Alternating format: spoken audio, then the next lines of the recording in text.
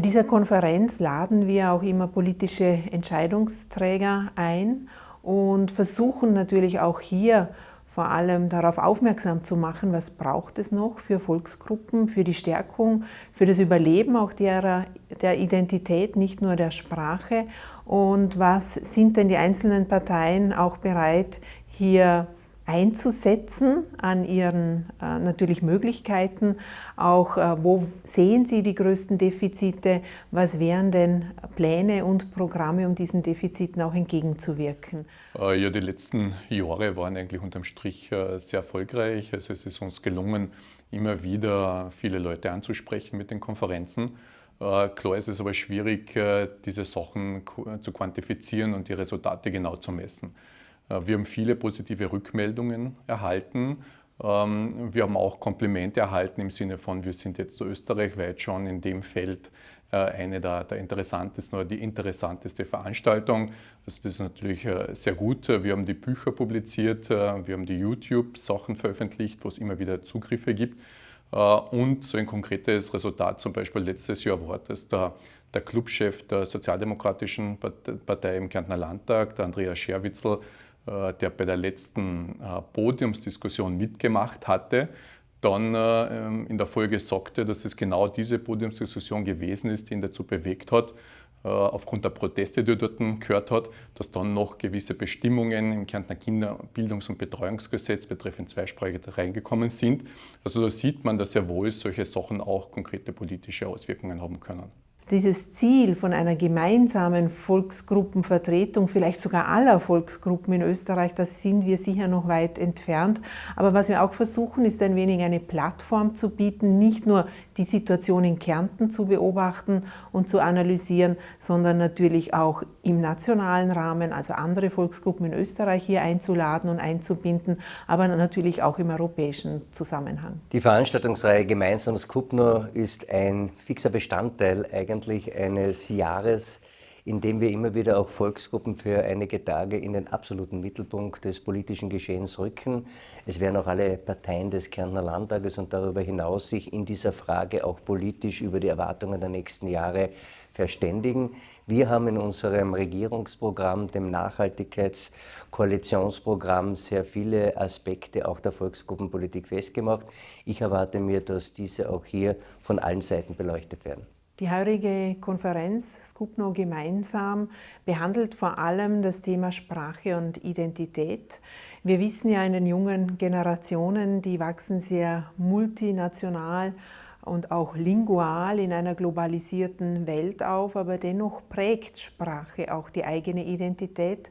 Und es war sehr spannend zu beobachten, wie junge Menschen, die zweisprachig sind, eben was sie antworten, wenn man sie fragt, wie denken sie, wie träumen sie, wo ist die Emotion, bei welcher Sprache, wann wechseln sie auch die Sprache, wie stark sich das geändert hat, dass es nämlich nicht mehr nur eine Identität gibt, die verknüpft wird mit einer Sprache, sondern offensichtlich das sehr fluide und auch sehr variabel geworden ist. Also Highlights gibt es natürlich heuer wieder jede Menge. Einerseits natürlich die politische Repräsentanz, die auch heuer wieder hochgradig ist. Wir haben hier wiederum den Kärntner Landeshauptmann. Wir haben hier verschiedene Experten. Südtirol wird die Situation der Ladiner vorstellen. Der Herr Atz, es kommt der Herr Jagoditz aus der Umgebung von Triest, der wird die spezifische Situation der slowenischen Volksgruppe dort vorstellen. Also wirklich wiederum Highlights. Es sind die Vertreter der Landtagsparteien hier, die hier diskutieren werden. Und natürlich, last but not least, die Schüler, die hier ihre Arbeiten vorstellen werden. Und eine besondere Ehre ist es natürlich auch, den Hohen Kommissar für Menschenrechte der Vereinten Nationen zumindest mit einer Videobotschaft dabei zu haben. Das ist natürlich auch wichtig, hier diese Internationalität, diese Verbundenheit international darzustellen und zu spüren. Sehr geehrte Damen und Herren, vielen Dank für die Einladung zu Ihrer Konferenz. Leider kann ich nicht persönlich bei Ihnen in Klagenfurt sein. Ethnische Minderheiten sind ein wichtiger Teil des sozialen Gefüges von Ländern und Regionen auf der ganzen Welt. Ich sehe das als Hochkommissär jeden Tag. Unsere Vielfalt bereichert uns. Sie sorgt für Offenheit und Empathie und sie lehrt uns, gemeinsam zu gedeihen, auch wenn wir unsere Unterschiede schätzen. Sprache ist einer der wichtigsten Träger von Identität. Sie ist immanent für die Fähigkeit von Gemeinschaften, ihre eigene Kultur, Geschichte und Tradition zu entwickeln und weiterzugeben. Für Minderheiten ist es wichtig, ihre eigene Sprache zu erlernen und darin auch unterrichtet zu werden. Minderheiten brauchen auch Raum, um ihre eigene Kultur frei zu entwickeln, durch einen ständigen Austausch untereinander sowie mit den Institutionen des Staates und der breiteren Gesellschaft. Sie müssen auch wirksam beteiligt werden an Entscheidungen, welche ihre Minderheit betreffen oder die Regionen, in denen sie leben. Es ist eine erschütternde Tatsache, dass viele Minderheiten weltweit nach wie vor Gewalt oder Diskriminierung erfahren und in Entscheidungsprozessen ungenügend vertreten sind. Das muss sich ändern. Eine solche systematische Ausgrenzung kann Missstände verstärken und auch einen fruchtbaren Boden für Gewalt und Konflikte schaffen. Andererseits kann ein wirksamer Schutz von Minderheiten und eine Eingliederung von ihnen zu einer allgemeinen und viel besseren politischen und sozialen Stabilität führen, zu besserer Resilienz und auch zur Kohäsion, sozialen Kohäsion beitragen. Umfassende Rechtsvorschriften, Strategien und Programme zur Bekämpfung von Diskriminierung und zur Förderung der Gleichstellung sind von zentraler Bedeutung. Mein Büro hat kürzlich einen praktischen Leitfaden zum Schutz von Minderheitenrechten veröffentlicht, um die Entwicklung umfassender Antidiskriminierungsgesetze im Einklang mit den internationalen Menschenrechten zu erleichtern. Diese Veröffentlichung ist auf unserer Website frei zugänglich. Sehr geehrte Damen und Herren, vor 30 Jahren, während der Wiener Weltkonferenz über Menschenrechte, bekräftigten die Mitgliedstaaten der Vereinten Nationen ihre Verpflichtung, dafür zu sorgen, dass Angehörige von Minderheiten alle Menschenrechte und Grundfreiheiten voll und wirksam, ohne Diskriminierung und in voller Gleichheit vor dem Gesetz ausüben können. Gemäß der Erklärung von 1992 über die Minderheitenrechte müssen alle Staaten die Existenz und die nationale oder ethnische, kulturelle, religiöse und sprachliche Identität der Minderheiten in ihrem Hoheitsgebiet schützen und die Schaffung von Bedingungen für die Förderungen dieser Identität begünstigen. Es ist dringend notwendig, diese Verpflichtungen in der Praxis umzusetzen. Ich freue mich darauf, von Ihren Vorschlägen und Ideen für Maßnahmen zu hören. Vielen Dank. Über die letzten Jahre im Rahmen dieser Konferenz hat sich schon gezeigt, dass es gelingt, wenn es auch ein langer Weg war, von diesem Blick in die Vergangenheit, diesem Rückblicken, wo es auch viel noch um Schuld und Verzeihung gegangen ist, jetzt auch den Blick in die Zukunft zu richten. Jedes Jahr ist es so, dass da wirklich neue Ideen eingebracht werden von den Jugendlichen, die erfrischend sind, neue Zugänge und so weiter. Natürlich tickt die Jugend anders wie die älteren Generationen.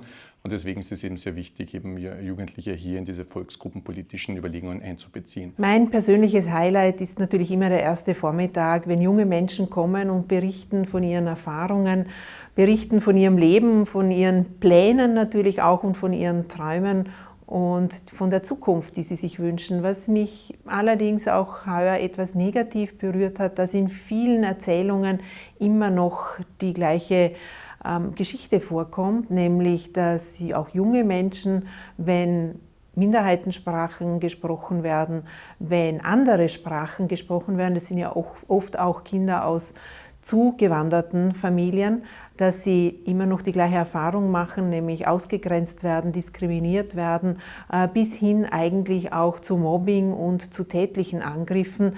Da muss ich sagen, wir dachten, wir sind schon weiter, auch in unserem Land, auch die junge Generation, aber wir dürfen uns trotzdem noch nicht zufrieden zurücklehnen. Es gibt immer noch viel zu viel, was an Diskriminierung passiert und daher, glaube ich, auch wird es diese Konferenz und vor allem auch diese Kooperation und diese Projekte mit Schulen und mit Jugendlichen weiter brauchen. Es werden 3 Schulen heuer mitwirken.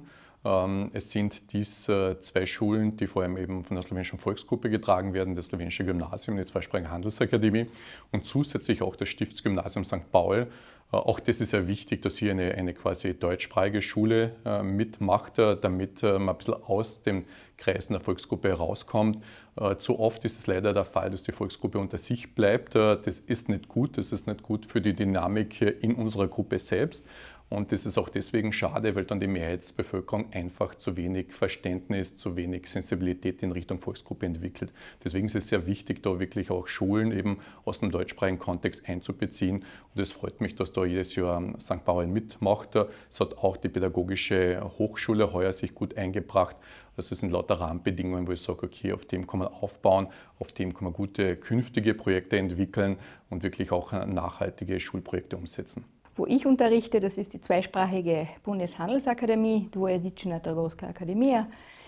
Wir sind bei allen Konferenzen dabei gewesen und dadurch, dass unsere Schüler doch schon etwas älter sind, angehende Maturanten, sind das meistens Reden, die sie verfassen und die durchaus auch ein bisschen provozieren sollen, ein bisschen Kritik auch an der Politik äußern sollen.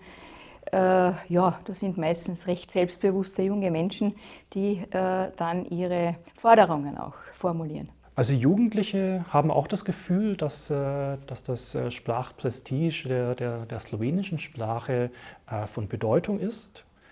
Also in empirischen Interviews, die ich durchgeführt habe, hat sich immer wieder gezeigt, dass junge Menschen so etwas wie Stolz empfinden, dass sie das als etwas Besonderes empfinden, dass sie slowenischsprachig oder zweisprachig im Elternhaus sind.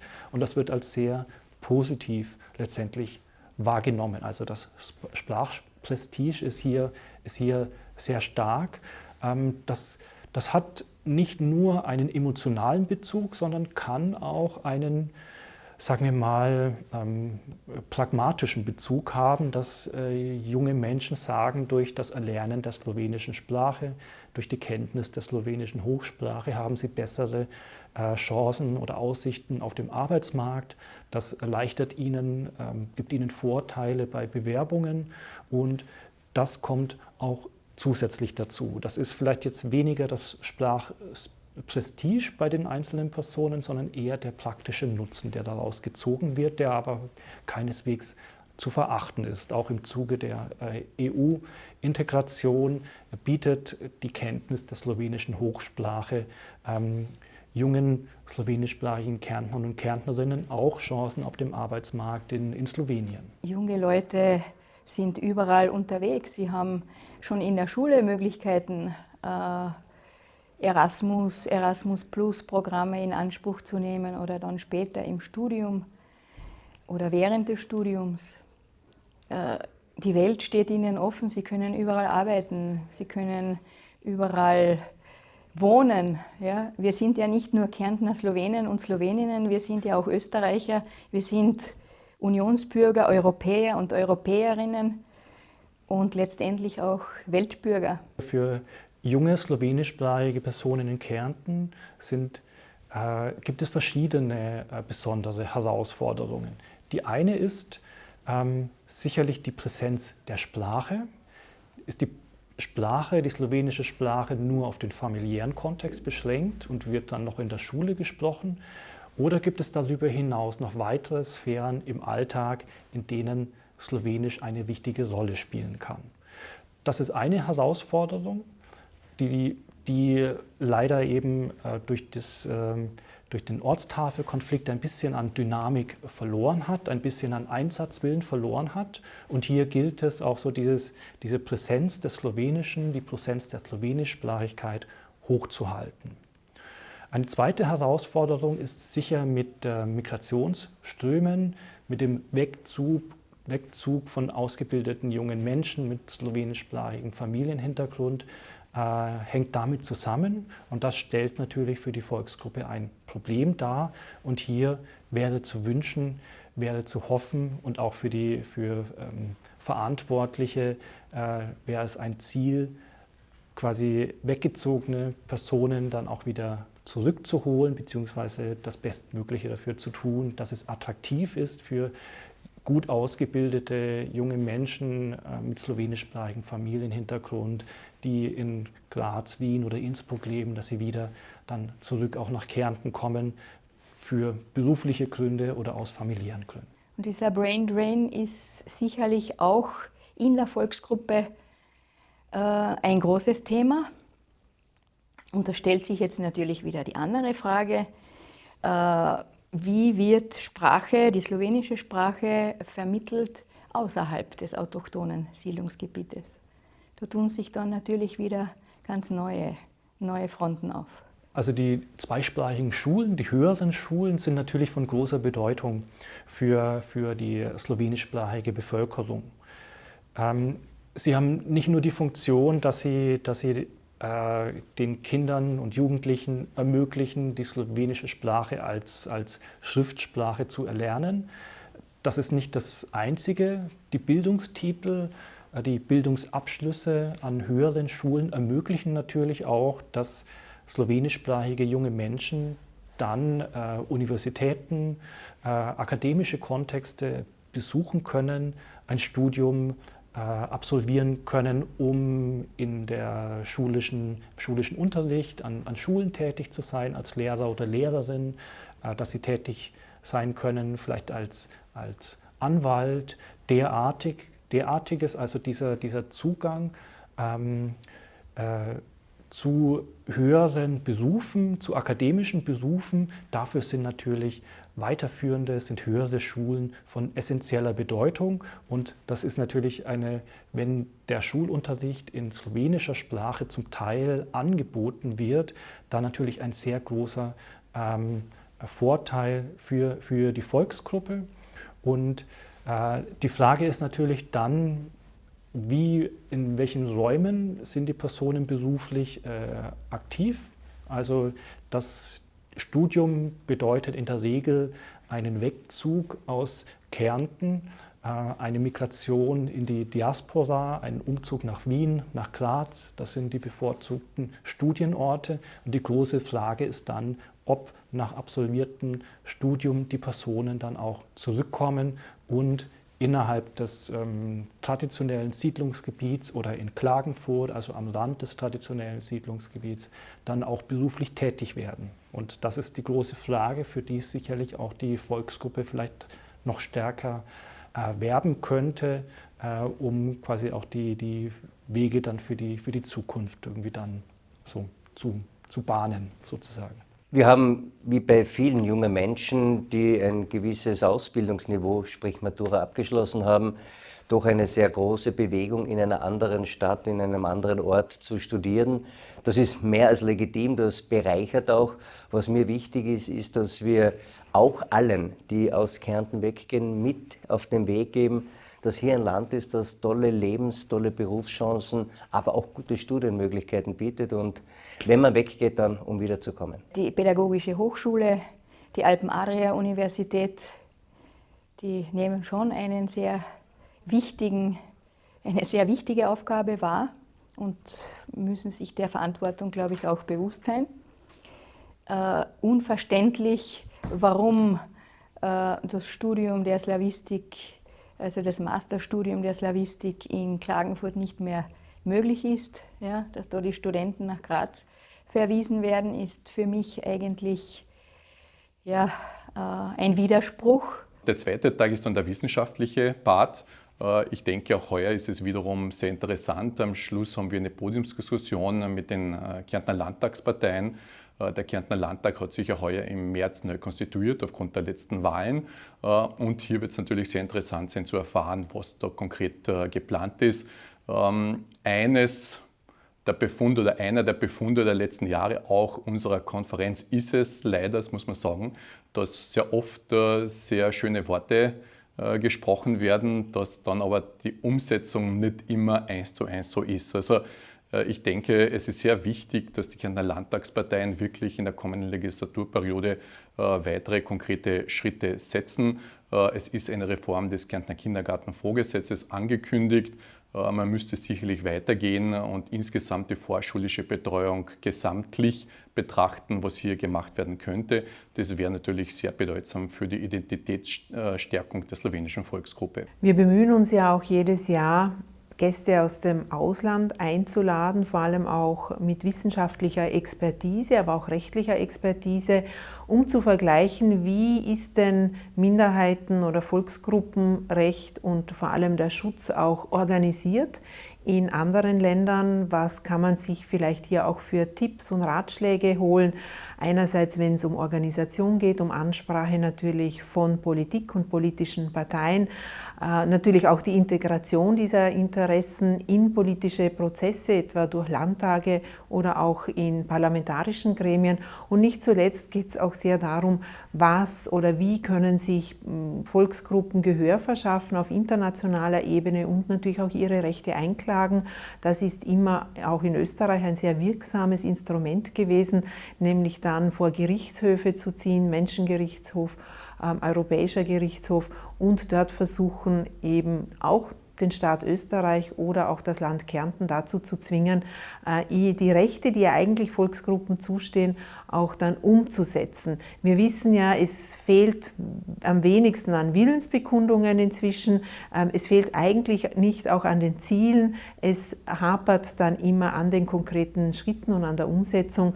Und da sind natürlich so Vergleiche, wie wird es denn in anderen Ländern gemacht und was funktioniert auch immer sehr hilfreich, damit man die Fehler nicht wieder wiederholen muss, auch im eigenen Land. In der Frage der Volksgruppen geht es jetzt natürlich auch darum, dass bei Neuerungen, bei positiven Entwicklungen, ich spreche an die kostenfreien Kinderbildungs- und Betreuungseinrichtungen, dass dort auch ein besonderer Akzent auf die Zweisprachigkeit gelenkt wird. Denn Sprache ist Identität, Sprache ist die Zukunftschance auch für die slowenische Volksgruppe. Und daher ist es wichtig, dass wir in beiden Landessprachen die notwendigen auch didaktischen Modelle anbieten. Auf alle Fälle ja, spielt die zweisprachige Ausbildung eine essentielle Rolle. Ja. Nur müssten wir halt schauen, von der Kinderkrippe bis Kindergarten sowieso und dann bis hinauf zur höchsten Ausbildungsstufe, also auch bis zu den Universitäten. Das wäre also ganz, ganz wichtig. Und darüber hinaus, glaube ich, müssen wir uns überlegen, ob wir nicht doch das politisch unsere Forderung durchsetzen können, vom Anmeldeprinzip zum Abmeldeprinzip überzugehen. Das wäre, glaube ich, schon dann richtungsweisend, ja. Dass wir es einfach schaffen, dass nicht nur mehr Kinder zum zweisprachigen Unterricht angemeldet sind, sondern dass wir es auch wirklich schaffen, dass wieder mehr junge Menschen oder mehr Menschen in Kärnten die Sprache auch verwenden. Wir sehen, dass es Revitalisierungsbestrebungen gibt für das Slowenische. Also wir sehen, dass Leute Slowenisch lernen, die zu Hause nicht unbedingt mehr die Sprache sprechen.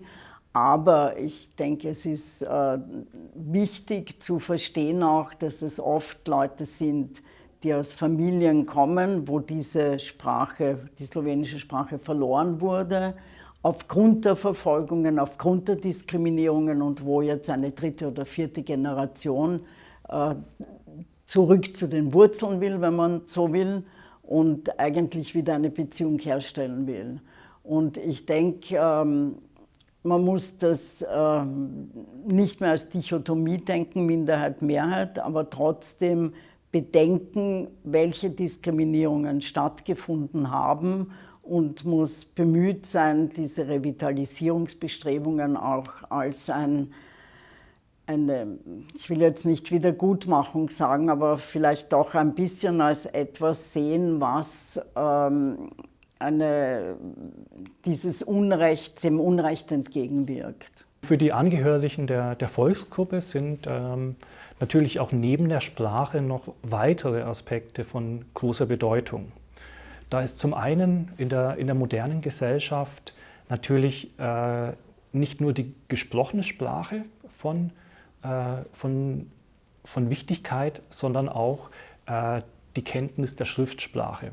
Und die Kenntnis der slowenischen Schriftsprache, die erfolgt nicht über familiäre Tradierung, über das Sprechen im eigenen Elternhaus, sondern letztendlich muss sie immer über Bildungsinstitutionen laufen und über den Abschluss von Bildungstiteln, die mit Slowenisch als Unterrichtssprache dann auch verbunden sind. Und daher sind für slowenischsprachige junge Menschen, slowenischsprachige Familien in Kärnten ist auch der Besuch von zweisprachigen Schulen von großer Bedeutung, wird sehr rege gemacht. Und auf diesem Weg wird auch quasi irgendwie die Kenntnis der Hochsprache dann gesichert.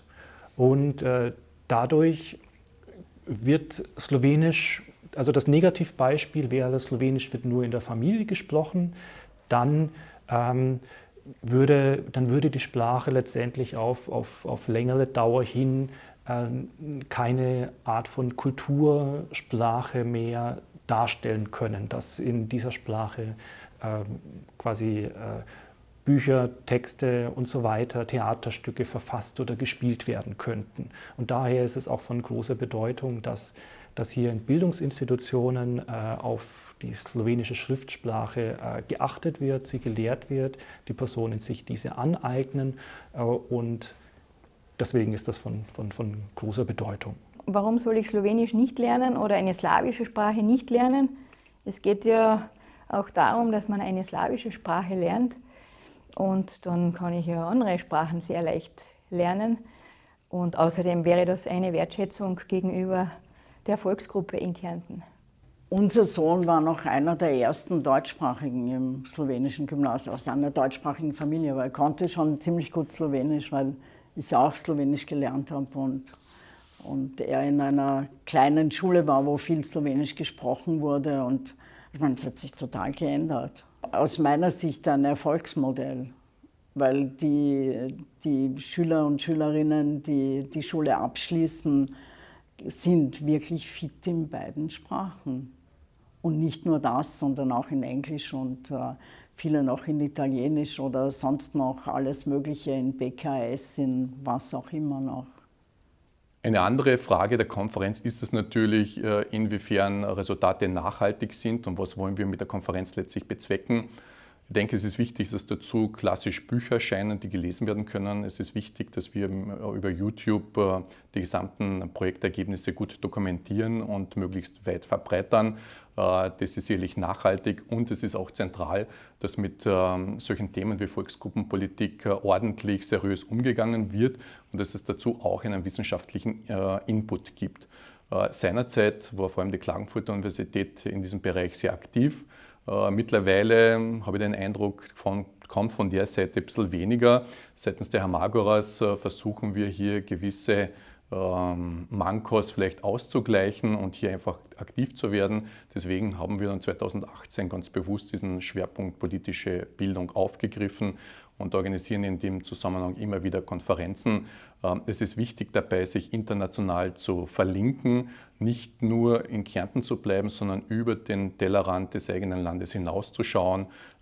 Egal, ob es jetzt Wien, Südtirol, Triest, andere Regionen sind. Viele Regionen sind oder haben ähnliche Themen abzuarbeiten oder haben das Glück, ebenfalls zweisprachig zu sein und sich dadurch international vielleicht besonders gut zu positionieren. Die Ladiner, die heuer im Rahmen der Konferenz vorgestellt werden, sind dazu ganz ein interessantes Beispiel. Es wird ja in zwei Südtiroler Tälern, im Gröden und im Gardatal, Ladinisch gesprochen, also sehr touristische Gebiete, wirtschaftlich sehr erfolgreiche Gebiete und trotzdem gelingt es dort, diese ladinische Sprache zu erhalten. Und das ist schon eine Besonderheit und ich denke, es sind letztlich zwei Sachen, die dafür notwendig sind.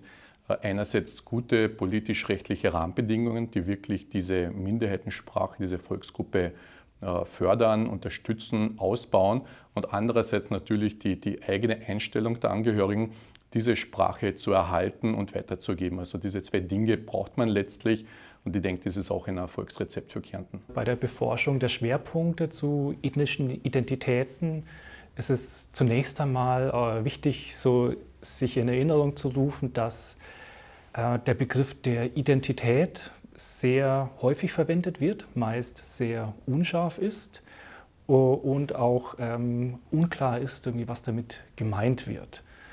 Wenn man sich den Begriff eigentlich anschaut, von der Wortbedeutung her, meint das so viel wie die Permanenz desselben. Das heißt, eine Person wenn sie eine Identität entwickelt, ist das etwas, was statisch ist. Und das geht quasi von der ursprünglichen Wortbedeutung her. Also es braucht immer eine kritische Auseinandersetzung mit dem Begriff Identität, wie das in einer Analyse, Forschung, Studie, einem Vortrag dann tatsächlich definiert und gemacht wird. Und ich halte es für besonders wichtig, sozusagen, dass man soziale Identitäten anschaut. Damit will ich sagen, es reicht nicht aus, wie positioniert sich eine Einzelperson alleinig. Es ist auch immer zu reflektieren, was sagt die Umwelt dazu, was sagen Mitmenschen dazu. Im Fall einer ethnischen Gruppe ist das besonders wichtig. Was sagen Angehörige der Eigengruppe zur eigenen ethnischen Positionierung, zur eigenen ethnischen Identität? Und was sagen Angehörige der Außengruppe von einer anderen ethnischen Gruppe dazu, zu meiner ethnischen Selbstverortung? Und daraus bildet sich dann so etwas wie eine soziale ethnische Identität. Und hierbei sind eben diese verschiedenen Perspektiven mit einzubeziehen. Wenn ein junger Mensch seine Wurzeln kennt und seine Identität mit seiner Identität gut handeln kann, dann ist er auch offen für alles andere. Der Vergleich zwischen Südtirol und Kärnten in Minderheitenfragen, in Volksgruppenfragen ist ein interessanter, aber ist ein schwieriger. In Südtirol ist die deutschsprachige Volksgruppe ja eigentlich die Mehrheit im Land, also in der autonomen Provinz, die große politische Befugnisse auch hat. Es gibt dann noch die zweite Volksgruppe, Sprachgruppe heißt es in Südtirol, der Ladiner und Ladinerinnen, die an und für sich auch sehr gut dasteht, weil das Ganze eben international und national gut abgesichert ist und eine Reihe von Minderheitenrechten garantiert sind und auch wirklich gelebt werden. Mein Blick auf Kärnten ist der von außen, aber allein an den Zahlen der Menschen, die sich zur slowenischen Volksgruppe bekennen, sieht man, dass es hier einen weniger guten Schutz offensichtlich gibt. Es gibt zwar Vertretungen, sogar mehrere dieser Volksgruppe, aber eine vergleichbare Stellung und Anerkennung und finanzielle und rechtliche Unterstützung wie in Südtirol sehe ich es bei den Slowenen in Kärnten nicht. Also die aktuelle Situation der Kärntner Slowenen ist tatsächlich so, dass sie als schwierig oder als ein Dilemma bezeichnet werden kann. Es ist so mit der Ortstafellösung, mit dem Ortstafelkompromiss im Jahr 2011 ist etwas entstanden, mit dem niemand gerechnet hat. Es gab kleine Anzeichen davor, aber niemand hat das tatsächlich für möglich gehalten, nämlich dass diese nicht anerkannten Minderheitenrechte nun tatsächlich anerkannt wurden.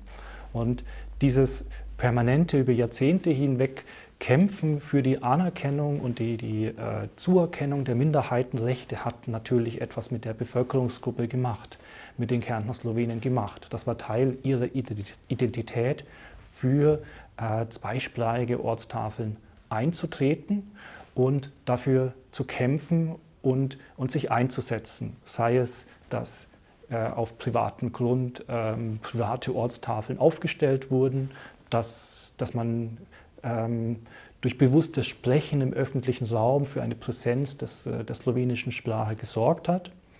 Und dieser politische Schritt, dass die Ortstafeln gekommen sind, gräbt ein bisschen irgendwie diesem Einsatz für die Sprache, diesem Selbstverständnis, Kärntner Slowene zu sein, Kärntner Slowenin zu sein, ein bisschen das Wasser ab. Und das ist die Frage, irgendwie, was könnte stattdessen kommen?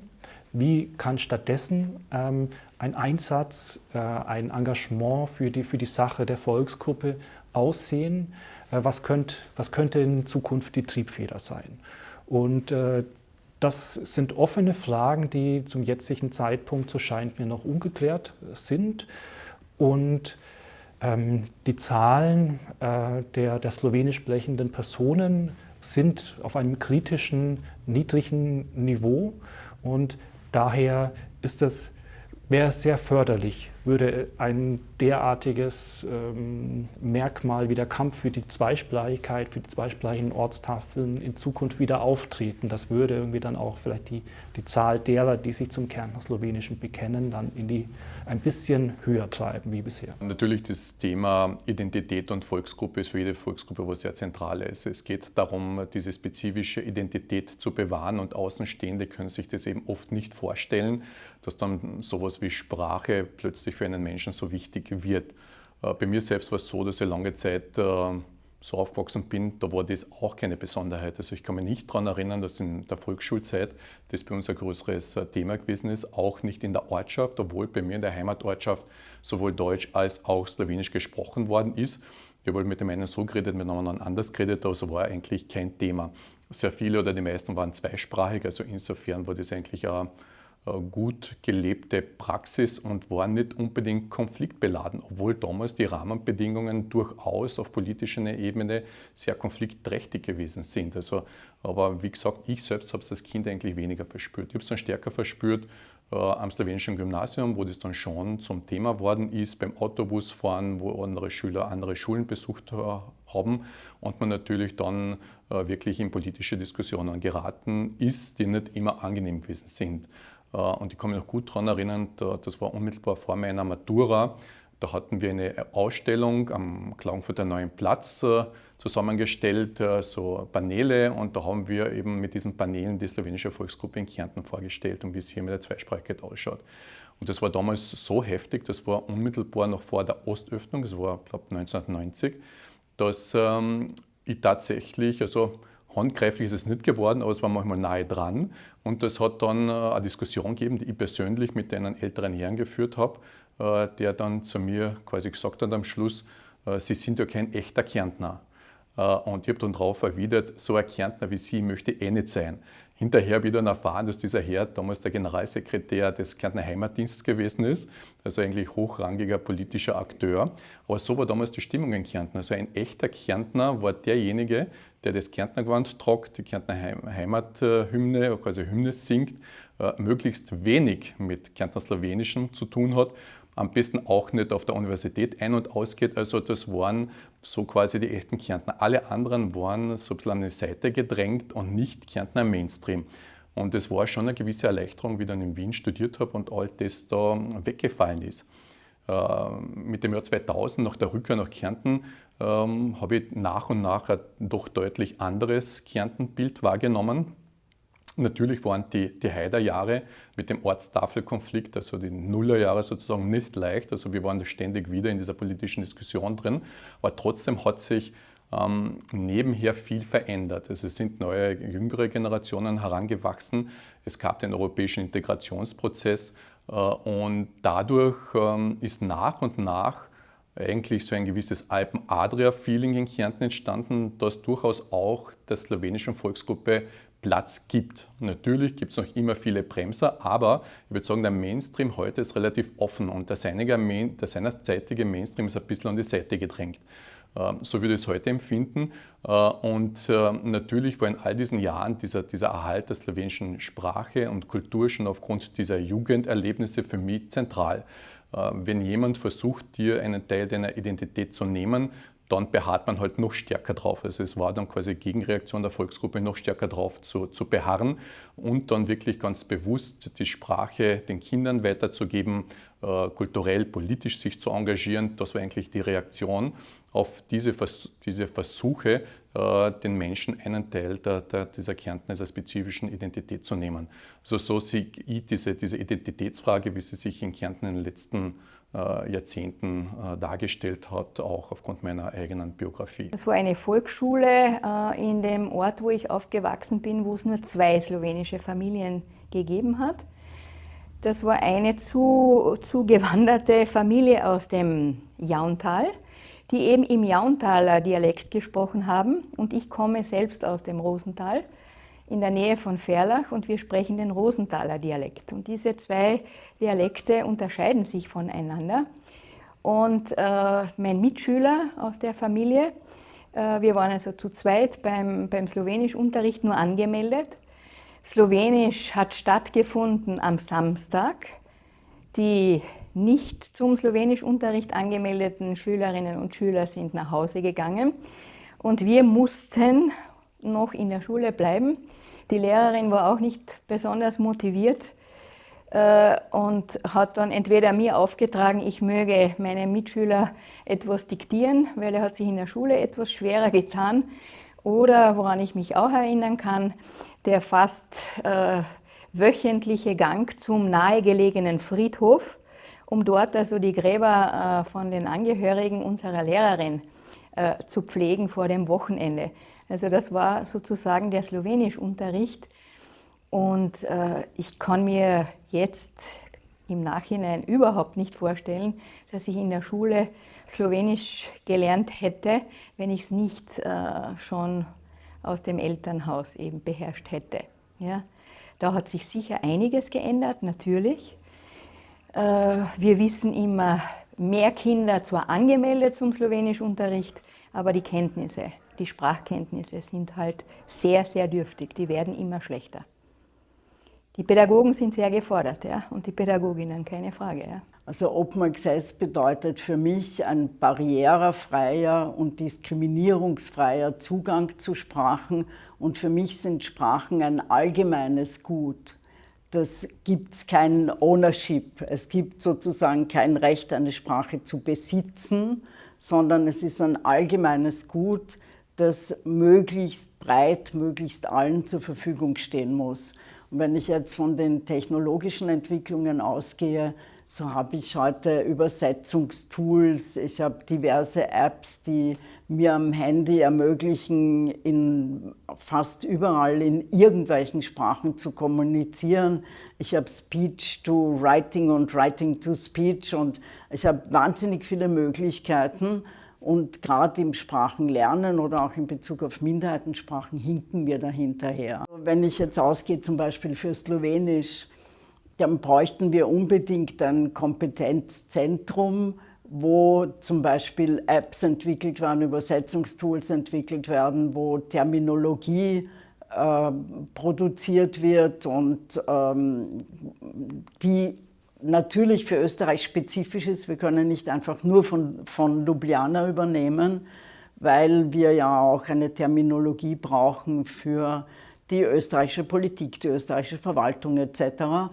Und das heißt, meiner Meinung nach bräuchten wir hier ein starkes Sprachkompetenzzentrum, das auch in der Lage ist, wirklich mit der technologischen Entwicklung Schritt zu halten und das sprachliche Know-how dafür zu liefern. Und ich denke, wir müssten in den Schulen überlegen, dass der Unterricht auf neue Beine gestellt wird, wo wir eigentlich primär diesen Umgang mit Technologien, aber auch mit dem Selbstlernen von Sprachen in Sprachlern-Apps und so, wo wir da wesentlich mehr Gewicht drauf legen. Und um jetzt ein Beispiel zu nehmen, in der Schweiz gibt es für Rätoromanisch schon lange eine App. Und wenn in der Schule jemandem ein Begriff fehlt auf Rätoromanisch, der schaut das nach und wendet den an. Und das heißt, diese Dinge führen doch zu einer neuen Dynamik. Und ich denke, das müsste man systematisch und gezielt fördern. Die Präsenz in den Medien, denke ich, vor allem in den sozialen Medien, in den modernen Medien, ja, müsste viel, viel größer sein. Wir haben zwar Radio, wir haben eine Wochenzeitung, die, wie gesagt, wöchentlich erscheint. Wir haben keine Tageszeitung. Fernsehsendungen auch nur in sehr eingeschränktem Ausmaß. Ja, und ich denke, wir müssen eher unten anfangen. Ja? Also, dass es eine Selbstverständlichkeit sein sollte, dass die zweite Landessprache präsent ist und nach Möglichkeit natürlich gleichberechtigt. Ja? Dann kann ich den jungen Menschen auch vermitteln, dass die Sprache wirklich gleichwertig ist und dass das ein großer Mehrwert ist, ja? Mehrsprachig zu sein, zweisprachig zu sein. Das eigentlich man sich mit Sprache positioniert und durch Sprache positioniert. Und wenn man jetzt Identitäten oder Positionierungen, was mir sympathischer ist als Wort, weil das weniger festschreibt, weil das mehr betont, dass wir letztlich, auch wenn man es Identitäten nennt, uns immer wieder positionieren und in unterschiedlichen Situationen durchaus auch unterschiedlich positionieren. Und da spielt Sprache eine total wichtige Rolle, weil das doch etwas ist, womit ich mich zu etwas zuordne oder Zugehörigkeit zum Ausdruck bringen kann. Also das kann auch der Jugendslang sein, der bringt Zugehörigkeiten zum Ausdruck. Oder das kann eine Art zu sprechen sein, die Klasse zum Ausdruck bringt. Also bessere Gesellschaft und dies und jenes. Und genauso bringt, wenn ich Slowenisch hier spreche, bringt das zum Ausdruck eine Identifikation, eine Positionierung. Und mit Sprache ist das leicht. Ich meine, ich habe auch andere Mittel. Ich habe auch die Kleidung oder alle möglichen Stile, oder? Aber Sprache ist doch etwas, was da sehr zentral ist und wo wir alle in der Lage sind, so ein Feintuning zu übernehmen und zu hören, positioniert sich die Person, wo positioniert sich mein Gegenüber. Die Bedeutung der Sprache für die Volksgruppe ist ganz enorm. Also für die slowenischsprachige Bevölkerung ist das Slowenische quasi ihr ethnisches Alleinstellungsmerkmal und hat eine ganz zentrale Bedeutung. Die Identität, die Selbstverortung, zugehörig zur Gruppe der Kärntner Sloweninnen zu sein, klebt ganz stark daran an der Sprache, an der Slowenischsprachigkeit der Familie. Vielleicht gar nicht so sehr an dem, wie tatsächlich im Alltag, wie häufig Slowenisch dabei gesprochen wird. Das kann durchaus etwas weniger sein, vielleicht nur in der Familie, aber sonst in Vereinen, in der Schule, auf der Straße oder in der Arbeit wird eher Deutsch gesprochen. Aber in der Familie ist so der Hort, wo die Slowenischsprachigkeit gepflegt wird. Und auch solche Personen definieren sich trotzdem als Kärntner Slowene oder Kärntner Slowenen. Und das machen sie aufgrund ihrer Slowenischsprachigkeit, aufgrund dieser familiären Linie. Alle Aspekte menschlicher Gesellschaften hängen irgendwo zusammen und ein Zusammenhang ist natürlich der, wie weit die Sprache auch in rechtlichen Fragen verwendet werden kann. Wobei das eigentlich immer, es gibt die Ebene der Gesetze, werden Gesetze dann auch in Minderheitensprachen geschrieben, und es gibt die Ebene der Betroffenen, der Gerichtsverfahren, kann die jeweilige Sprache, eben auch die Minderheitensprache in Gerichtsverfahren verwendet werden. Das ist natürlich wichtig für eine Sprache, dass sie so anerkannt wird als Gerichtssprache. Andererseits, wenn die Leute vor Gericht sind, dann geht es ihnen um ihre Sache und nicht um die Sprache, und dann sind sie oft bereit, auf die Sprache zu verzichten, weil sie glauben, dass das ihre Chancen auf einen günstigen Verlauf des Verfahrens erhöht. Ein ganz anderer Aspekt ist natürlich, dass die Sprache, die Verwendung der Sprache auch einen rechtlichen Rahmen hat. Das ist fundamental und wichtig. Also wie es mit dem Sprachprestige aussieht in Kärnten, da gehen, glaube ich, die Meinungen ein bisschen auseinander. Ja? Ich denke, oder so wie ich das irgendwie einschätzen kann als Pädagogin, hängt sehr vom Elternhaus ab und natürlich vom Selbstbewusstsein des Angehörigen oder der Angehörigen zur Volksgruppe.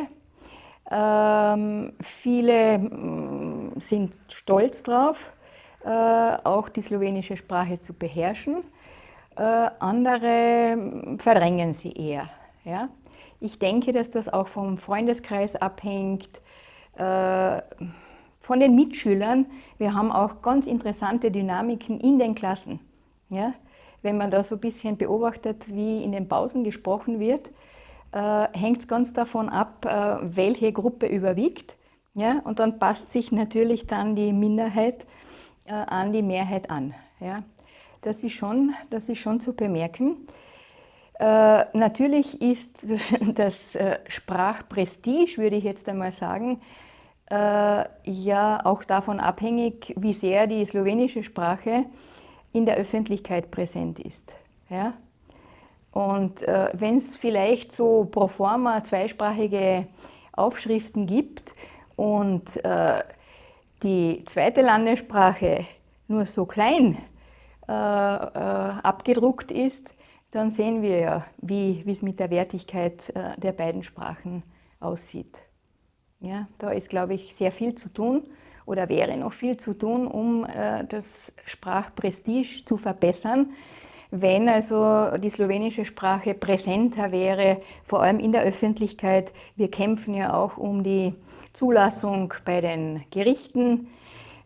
Hier soll ja auch eine Reform durchgeführt werden. Gebrauch der Sprache vor Ämtern und Behörden, was aber voraussetzt, dass wir entsprechende Bildung brauchen in der slowenischen Sprache, weil das sind ja doch sehr spezifische Begriffe, die man da verwenden muss, die man ja beherrschen muss, und das ist im deutschen Umfeld sicherlich sehr schwierig. Die Zusammenhänge zwischen Sprache, Identität und Recht ist für mich eine sehr logische. Sprache ist ein identitätsstiftendes Merkmal. Das Recht jetzt, Sprache auszuüben, das Recht, dass Sprache auch gesehen, visualisiert wird, dem versuchen wir nachzukommen. Ich weiß, dass es für manche in einigen Belangen zu langsam geht. Mir persönlich ist aber wichtig, dass wir das, was wir weiterbringen, so gefestigt ist, dass es nicht durch andere politische Schwerpunktsetzungen sofort wieder ausgehebelt werden kann. Minderheit ist für mich nicht das traditionelle Bild, wo man sagt, hier Minderheit, hier Mehrheit. Die Grenzen verwischen sich zunehmend. Und es gibt viele Leute, die leben in gemischten Partnerschaften. Viele Kinder wachsen eigentlich überwiegend zweisprachig auf. Es gibt natürlich ein historisches Erbe oder eine historische Last, die wir auch tragen aus vergangenen Unrechtsbeziehungen oft. Unter Minderheit in Europa können verschiedene Bevölkerungsgruppen verstanden werden, die sich durch ein gewisses Merkmal auszeichnen oder denen ein gewisses Merkmal zugeschrieben wird. So ist es vielleicht besser gesagt. Also das kann auf sprachlicher Ebene sein, dass eine bestimmte Gruppe einen Dialekt spricht, eine eigene Hochsprache spricht. Das kann in religiöser Hinsicht sein. Das kann aber sehr wohl auch in sozialer Hinsicht sein, dass sich eine Bevölkerungsgruppe irgendwie durch ein besonders niedriges Einkommen auszeichnet, durch Migrationserfahrungen auszeichnet, durch vielleicht kein Eigentum, kein Wohnort, derartiges. Also dieser Begriff ist sehr weit gefasst, irgendwie was eine Minderheit sein kann. Es sind jeweils kleine Elemente, kleine Merkmale, an denen das festgemacht wird. Und charakteristisch oder durch alle Minderheiten zieht es sich so, dass es eine eher numerisch kleinere Gruppe darstellt, die dieses Merkmal betrifft, im Vergleich zu einer in Anführungsstrichen Mehrheitsbevölkerung. Und diese kleinere Gruppe ist auch in einer machtpolitisch schwächeren Position, dass ihr auch durch die Mehrheit eher diktiert wird, eine Minderheit vielleicht zu sein. Also mein Schwerpunkt ist ja eigentlich die Sprachwissenschaft, und das heißt, ich interessiere mich primär für Minderheitensprachen und die Bedeutung der Minderheitensprachen in Bezug auf Minderheitenrechte. Und ich denke, wir stehen im Moment, also jetzt vielleicht globaler gesehen, auf europäischer Ebene sagen wir, stehen wir doch vor großen Veränderungen oder sind mittendrin, weil die Annahmen, die früher gegolten haben von relativ homogenen Gruppen, die relativ stabil und sagen wir jetzt, örtlich verfestigt irgendwo leben, diese Vorstellung passt nicht mehr, weil wir haben Mobilität, auch wenn es nur temporäre Mobilität ist zur Ausbildung oder für Momente in der beruflichen Karriere. Wir haben die Partizipation an virtuellen Netzen, die gerade bei jüngeren Generationen wahnsinnig wichtig ist, aber nicht nur bei Jüngeren, allgemein. Und das heißt, wir haben eine sprachlich völlig andere Situation. Wir können nicht mehr ausgehen von der Dichotomie Minderheitensprache, Mehrheitensprache, sondern wir müssen ausgehen von einem komplexen sprachlichen Repertoire, das sich entwickelt, je nach aktuellen Bedürfnissen, nach aktuellen Lebenssituationen. Und das ist wesentlich bunter, breiter. Und man muss die Herausforderung aufnehmen. Also prinzipiell glaube ich, dass wir in Europa eine Einheit in einer auch ethnischen Vielfalt haben, die bereichert, die viele positive Aspekte mit sich bringt. Ich glaube nicht, dass die Renationalisierung ausschließlich in Richtung einer Ethnie geht. Ich glaube, dass nationale Programme eher auch jetzt die Abwehr gegenüber von außen kommenden zum Grund haben. Und ich glaube, dass das sehr, sehr eng auch mit den Migrationsbewegungen über den Kontinent hinaus zusammenhängt. Wie spielen europäischer Integrationsprozess und Status der Minderheiten zusammen? Das ist eine schwierige Frage. Ich denke, es gibt positive Aspekte und weniger positive Aspekte. Positiv ist sicher, dass man grundsätzlich die eigene Minderheit im anderen Staat besser geschützt war. Also wenn Österreich und Italien beide Mitglied der Europäischen Union sind, dann versucht natürlich beide, dass die jeweiligen Minderheiten dann auch einigermaßen gut behandelt werden. Ähnliches gilt ja auch für Slowenien und Österreich und für Ungarn und Österreich. Also es gibt diese Kin States und deshalb, wenn man in der gleichen Staatengemeinschaft ist, dann kann man die Minderheit, die anderssprachige Minderheit nicht wirklich schlecht behandeln. Auf der anderen Seite sind Minderheitenfragen ziemlich weit unten auf der Prioritätenliste der Europäischen Union und die Staaten tun sich schwer genug, sich auf andere Ebenen zu verständigen. Denken wir nur an das Migrationsthema, der Umgang mit Flüchtlingen und Asylsuchenden.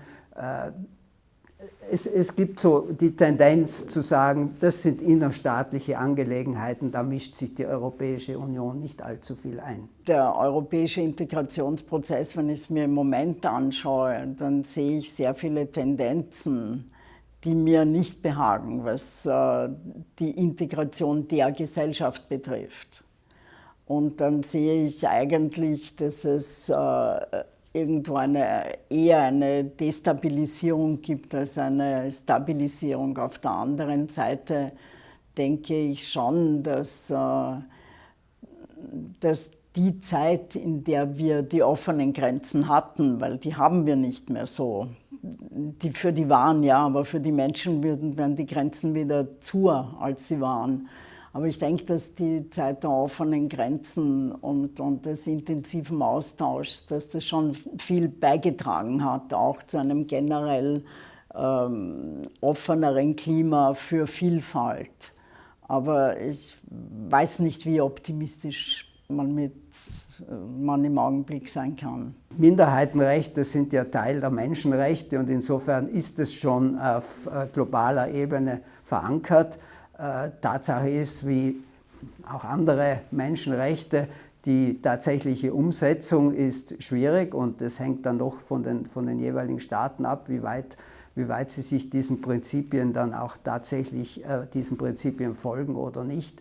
Und ein Instrument, das irgendwie auch sanktionieren kann, wenn das nicht der Fall ist, tue ich mir im Moment schwer vorzustellen, so wie die globale Situation ist, obwohl es natürlich wünschenswert wäre.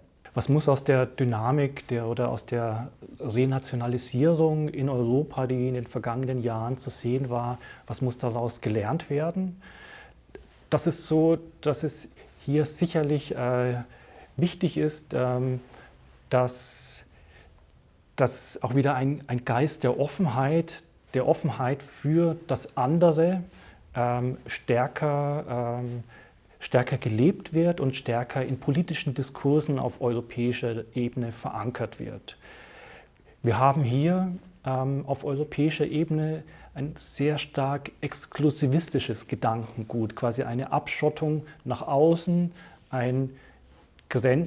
es erfolgt eine Grenzziehung der ethnischen Eigengruppe, bei der das eigene hochgehalten wird und auf das andere eher herabgeschaut wird. Und das ist keine zukunftsfähige Politik. Zu fördern wäre stattdessen eher etwas, das quasi so eine Pluralitätsfähigkeit, die Anerkennung des Andersseins, die Anerkennung des anderen, dass dies stärker betont wird in der Zukunft und das ist eher etwas, was zukunftsfähig sein sollte.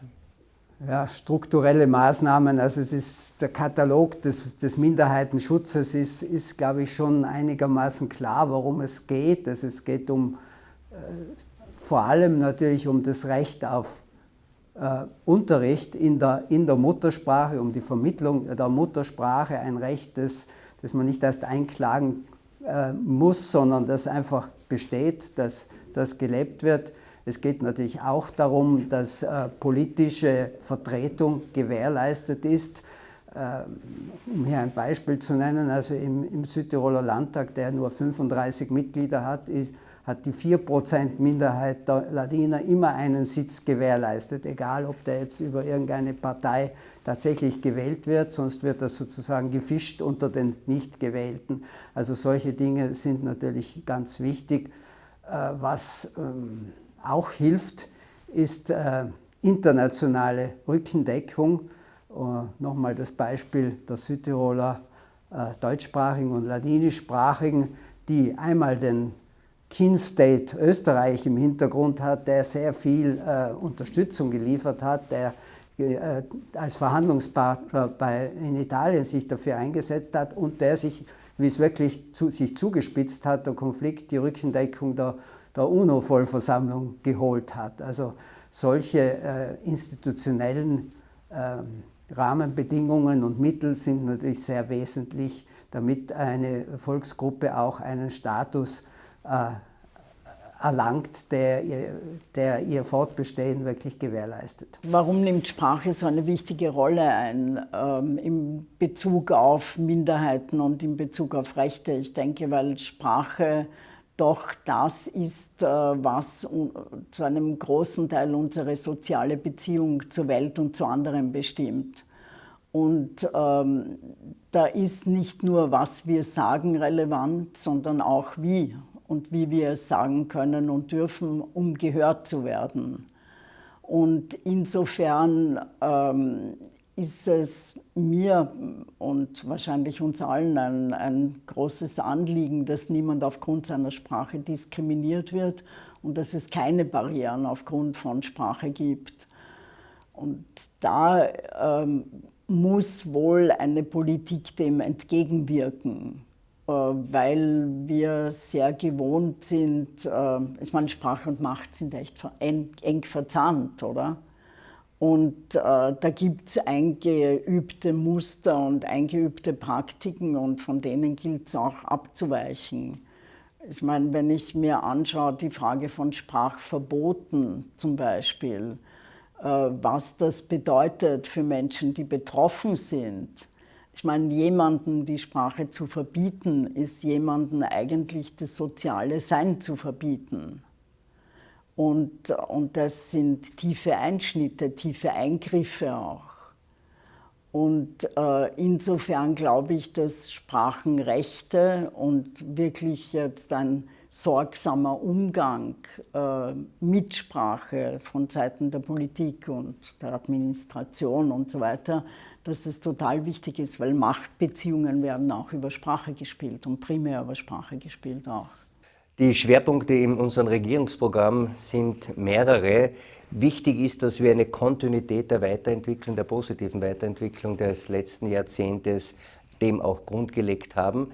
Ich glaube, dass die Frage der Sprache, der Sprachpflege, der Ausweitung aber auch von Bereichen des beispielsweise Minderheitenschulwesens in andere Bundesländer, dort wo es eine Vielzahl auch an slowenisch sprechender Bevölkerung gibt, ein wichtiges Ziel ist, das wir von Kärnten aus auch gegenüber dem Bund durchsetzen wollen. Die wichtigsten Punkte besprechen wir immer in unserem dafür eingerichteten Dialogforum. Im letzten Dialogforum vor wenigen Tagen waren zweisprachige Kindergärten, entsprechende Ausbildungen, auch wenn es geht, an den BAföG, also das ist die Bundesanstalt für Elementarpädagogik, in der zweiten Landessprache und die weitere Forcierung von didaktischen Modellen, die der slowenischen Sprache auch im Alltag eine besondere Bedeutung zumessen. Die Sprache muss gelebt werden, muss also in der Familie gesprochen werden, muss in den Bildungseinrichtungen auch unterrichtet werden. Aber ich glaube, ein zusätzlicher Punkt ist sozusagen das Ansehen, das Selbstwertgefühl und das Prestige bei anderen, das eine Sprachgruppe hat. Und da kann man, glaube ich, auch daran arbeiten, jetzt von innen, von den Mitgliedern der Volksgruppe her. Wir haben das bei den Ladinern auch wieder, um bei dem Beispiel zu bleiben, ganz gut gesehen. Es hat eine Zeit gegeben, da war es nobel, sich in Deutsch auszudrücken. Da haben Familien mit einem höheren sozialen Status haben dann als Familiensprache Deutsch genommen, weil Deutsch die Bildungssprache sozusagen war. Aber je stärker dann der Minderheitenschutz gegriffen hat und auch gelebt worden ist, desto mehr hat man wieder sich besonnen auf diese ladinische Identität und hat auch die mit Stolz getragen. Und dann automatisch ist auch Ladinisch mehr verwendet worden und haben sich die Menschen wieder viel leichter dazu bekannt, dass sie eben dieser ladinischen Volksgruppe angehören. Also was sich auf EU-Ebene, auf europäischer Ebene getan hat, hat sicherlich dazu geführt, dass sich minderheitenfreundlichere Rahmenbedingungen entwickelt haben. Das ist natürlich für jede Minderheit, für jede ethnische Gruppe etwas unterschiedlich gewesen. Im Fall der slowenischsprachigen Bevölkerung in Kärnten, Koroška, war es sehr positiv, diese Entwicklung der EU-Integration, die Nähe zum Nachbarland, wie es in der Literatur immer wieder auch heißt, quasi so zum ethnischen Mutterland. Und im Wegfall der Grenzen hat natürlich sehr dazu beigetragen, dass hier irgendwie eine noch engere Beziehung, als es vorher schon war, stattfinden konnte. So dass Migrationsprozesse, sei es, dass Personen umziehen nach Slowenien, oder in slowenische Schulen gehen, leichter stattfinden können, genauso wie umgekehrt, dass Personen aus Nordslowenien nach Kärnten in Schulen in Kärnten gehen oder ihre Kinder dorthin schicken, in denen Slowenisch eine der Unterrichtssprachen ist. Und das ist natürlich eine Entwicklung, die durch die EU-Integration irgendwie maßgeblich gefördert wurde und auch für das Selbstverständnis, für die Offenheit als ethnische Gruppe irgendwie maßgeblich dazu beigetragen hat, irgendwie, dass es hier noch eine stärkere Offenheit nach außen gegeben oder sich entwickelt hat. Wir haben in Europa ja zwei Instrumentarien. Das eine ist die Charta für Regional- und Minderheitensprachen und das andere ist die Rahmenkonvention zum Schutz der nationalen Minderheiten. Und ich glaube, beides sind gute Instrumente.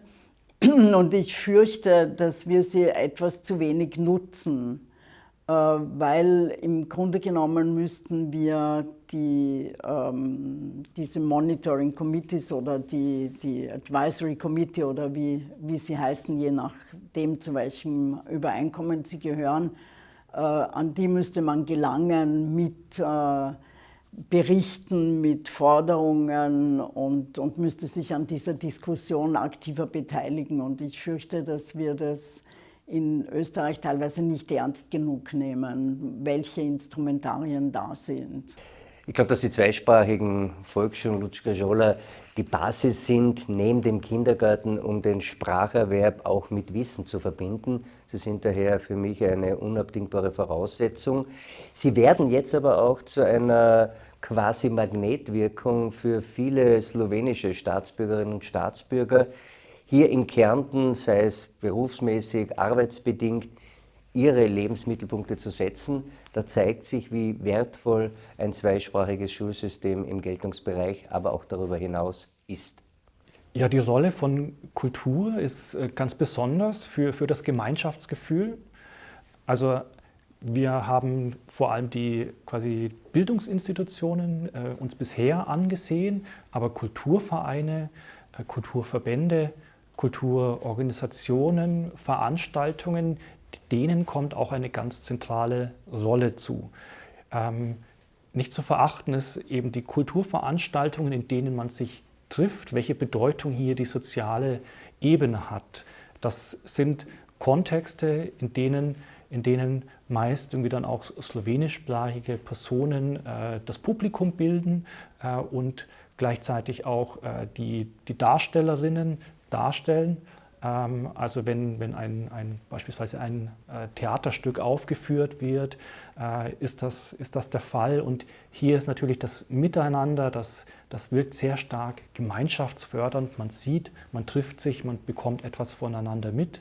Man wird auf dem Laufenden gehalten über dieses und jenes, Umzüge, über Ausbildungen, über Familienstand, Kinder bekommen, heiraten und so weiter. Das wird natürlich alles auch darüber in diesen Kontexten dann besprochen und ausverhandelt, und darüber wird ein sehr starkes Miteinander irgendwie dann auch hergestellt. Und daher kommt dem gesamten kulturellen Bereich, sagen wir aus der Sicht von Teilnehmerinnen, eine sehr große Bedeutung zu. Und natürlich, aus meinen Interviews kann ich auch sagen, junge Menschen, wenn sie kulturell engagiert sind, wenn sie Teil einer Theatergruppe sind oder eines Chors und sie sprechen darüber, mit dem Chor, mit der Theatergruppe aufzutreten, das löst bei den Betreffenden ein sehr großes Hochgefühl aus. Sie sind sehr stolz darauf, quasi in ihrer Erstsprache, in ihrer Muttersprache dann auch künstlerisch tätig zu sein. Und das ist für das Selbstwertgefühl auch von zentraler Bedeutung.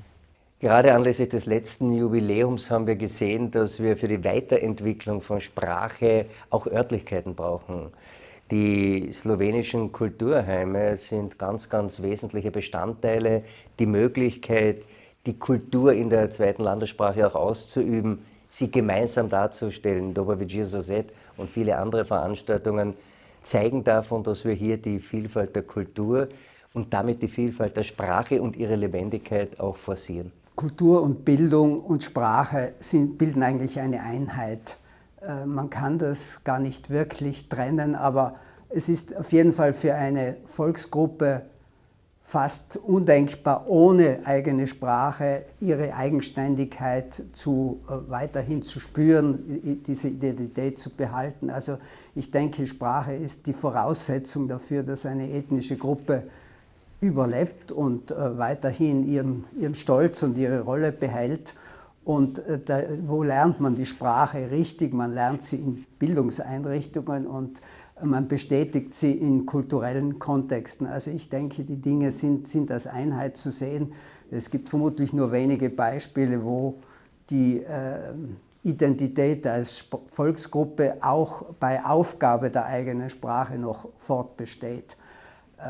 Es befruchtet sich gegenseitig, und es ist natürlich auch entscheidend, ob die Sprache jetzt wirklich nur eine Familiensprache ist oder ob es eine Sprache ist, die in Bildungseinrichtungen gelehrt und vermittelt und praktiziert wird und noch mehr auch im öffentlichen Raum verwendet werden kann. Ich denke, also in der Zeit, wo ich hier gelebt habe, gab es tolle Sachen. Ich meine, es gab das Unikum, gibt es noch immer, und das eigentlich sehr entspannt und auch oft mit Ironie und so Aktionen gesetzt hat, kulturelle Aktionen, die ein bisschen ein Schlaglicht geworfen haben und auch ausgebrochen sind aus dem vielleicht zu engen. Es waren oft Aktionen, die die Leute angezogen haben. Also ich denke, an die Hacek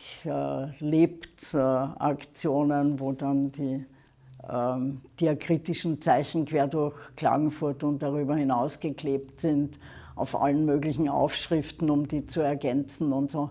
Ich meine, das waren Aktionen, die das Slowenische in Kärnten sichtbar gemacht haben. Also Unikum gibt es noch immer und es gibt auch noch immer die Kontaktlinse und ich meine auch die Tatsache, dass das slowenische Gymnasium oder dass sich die Schulen, die zweisprachigen Schulen so geöffnet haben, ist ja eigentlich ein tolles Zeichen. Ich glaube, wenn man schaut, das slowenische Gymnasium, ich hatte vor 3 Jahren einen Workshop mit Schülerinnen dort und die Klassen sind eigentlich plurilinguale Klassen. Die sind von bilingualen zu plurilingualen Klassen geworden. Das Aufeinander zugehen im kulturellen Bereich funktioniert eigentlich. Ich darf ein Beispiel für diese gute Symbiose bringen. Das war die 100 Jahre Wiederkehr der Volksabstimmung, wo wir in unserem Jahresprogramm Carinthia über 80 Bereiche in beiden Landessprachen hatten oder als Träger zweisprachige Kulturvereine hatten. Das war, glaube ich, wirklich ein Höhepunkt, auch dieses Kultur von beiden Sprachen her miteinander zu verbinden. Ein EU-Projekt ist mir in Erinnerung, das liegt schon einige Jahre zurück. Und zwar haben wir da ein gemeinsames Projekt gehabt mit einem Gymnasium in Moringen, in der Nähe von Göttingen. Moringen deshalb, weil dort in der NS-Zeit ein Jugend-KZ eingerichtet war in dieser kleinen Stadt.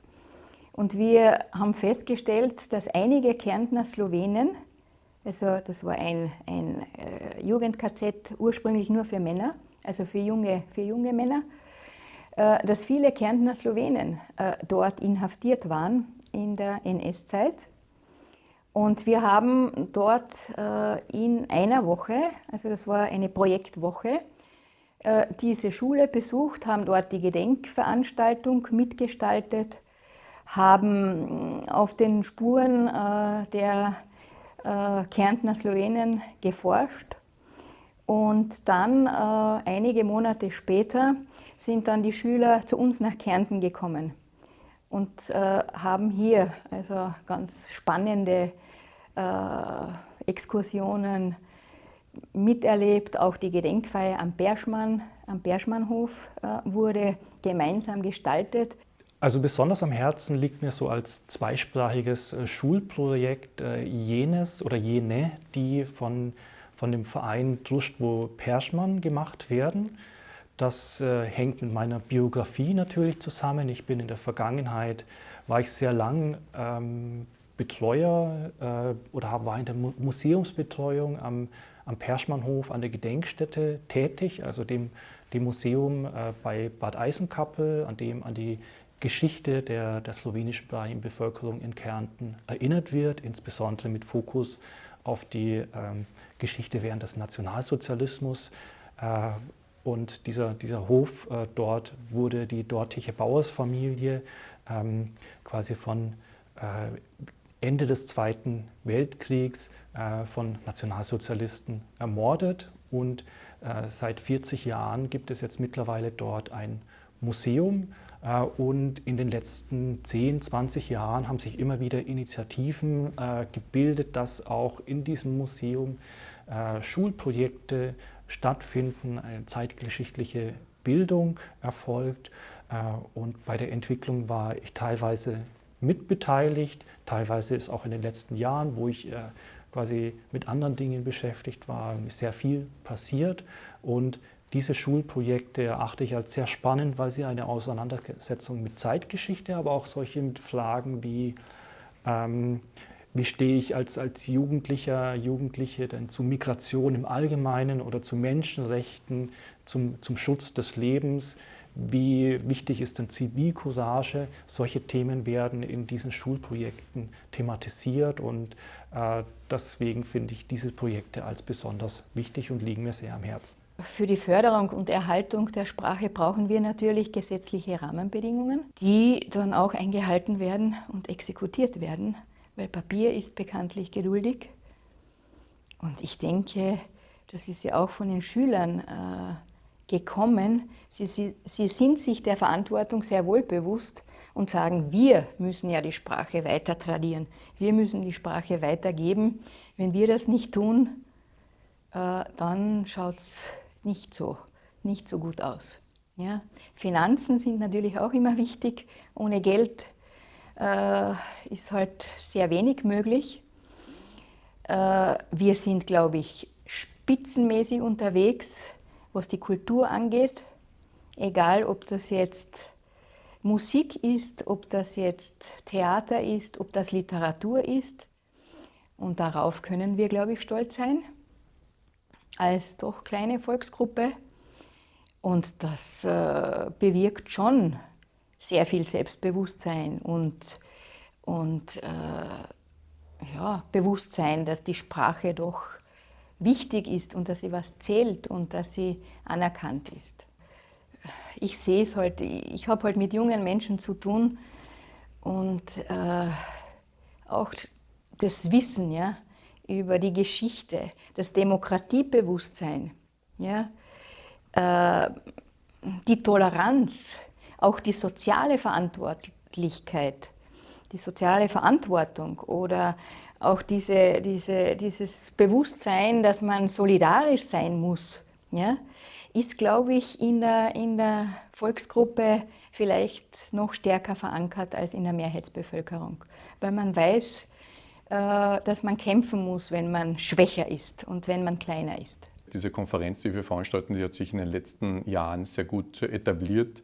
Včasih bi se tudi pričakoval malo več udeležbe strani političnih predstavnikov slovenske manjšine, še posebej teh vseh treh organizacij, ki jih ima manjšina. Tle bi lahko še marsikaj dodatno nastalo, če bi se tle določene osebe nekoliko bolj vključevali tudi v naše Konferenze. Also ich denke, es ist auch wichtig, dass sich gewisse politische Vertreter der slowenischen Volksgruppe vielleicht ein bisschen stärker hier einbringen würden.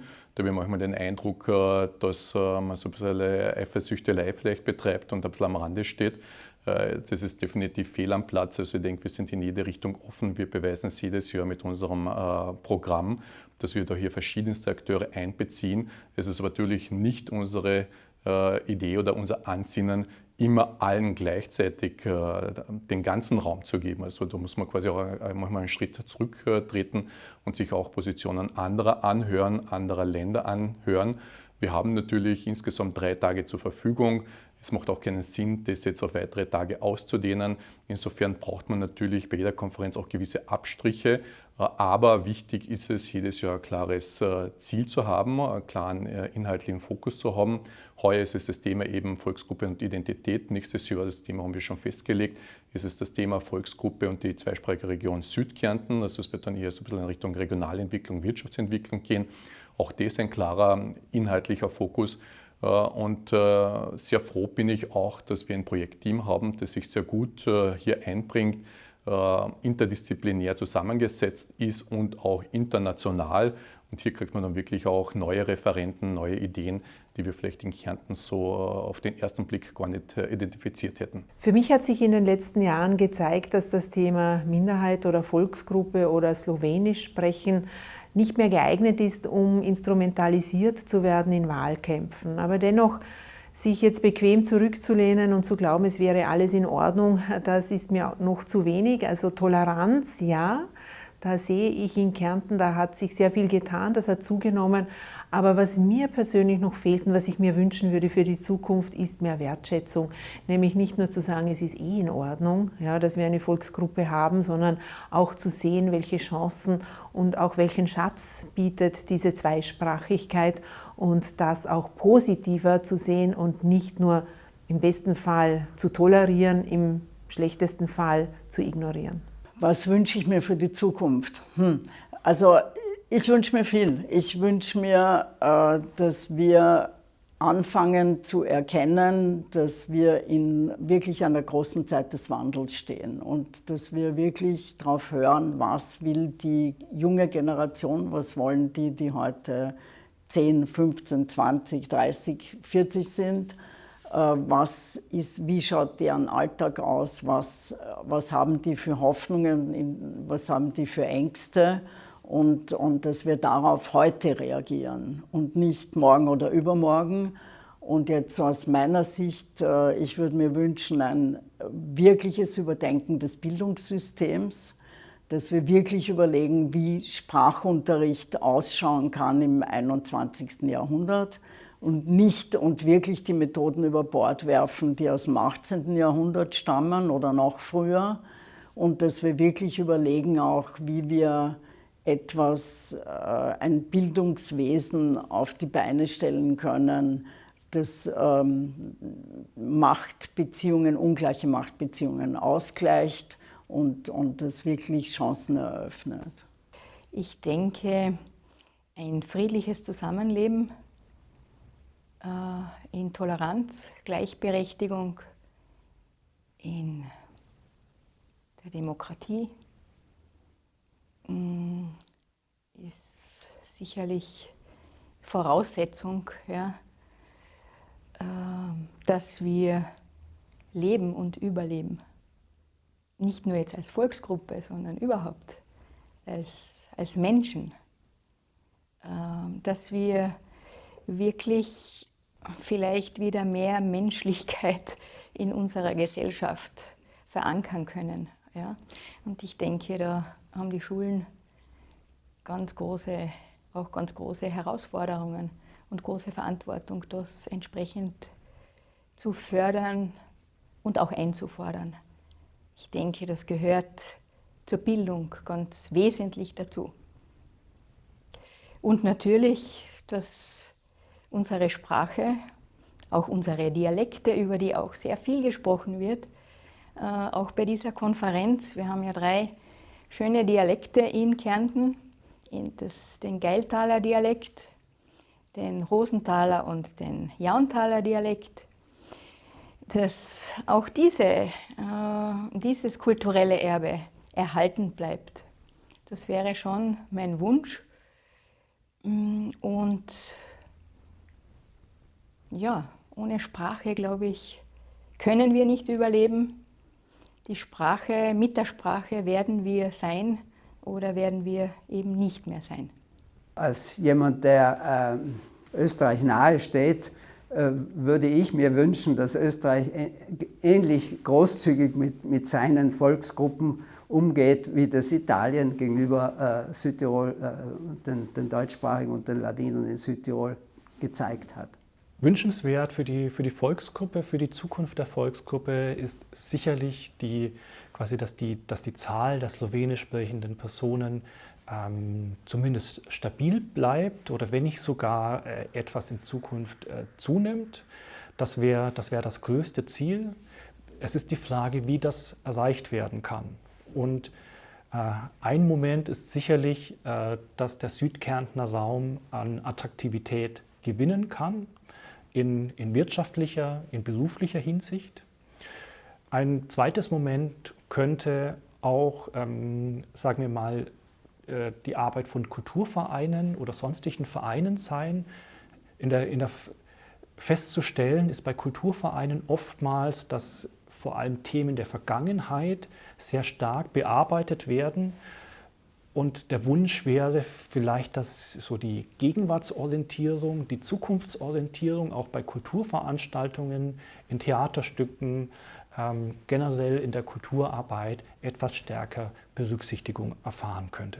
Also Wünsche, Hoffnungen habe ich sehr realistische. Ich möchte, dass der positive Weg, den Kärnten mit seiner Volksgruppe geht, weiter fortgegangen wird. Ich glaube, dass alle slowenisch sprechenden Landsleute bewiesen haben, dass das Miteinander etwas ist, was uns alle weiterbringt. Ich möchte auch, dass vielleicht gewisse Ressentiments, die nicht immer ganz ausgesprochen sind, Möglichkeiten finden, auch die Öffentlichkeit zu belangen, dass wir sie auch diskutieren können.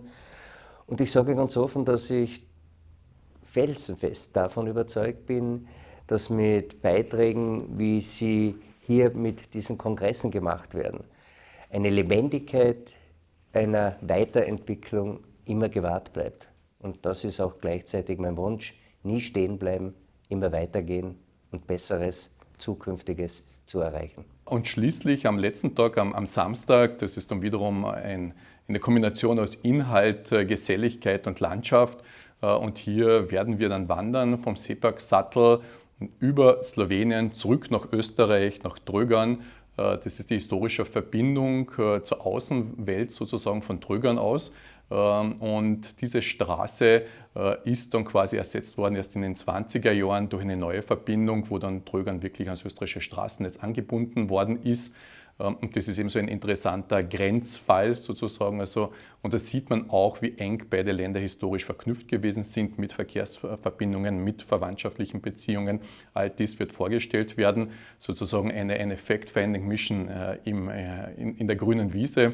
Und das wird dieses Jahr auch sehr gut angenommen und ich denke, das Wetter sollte heuer auch wieder passen.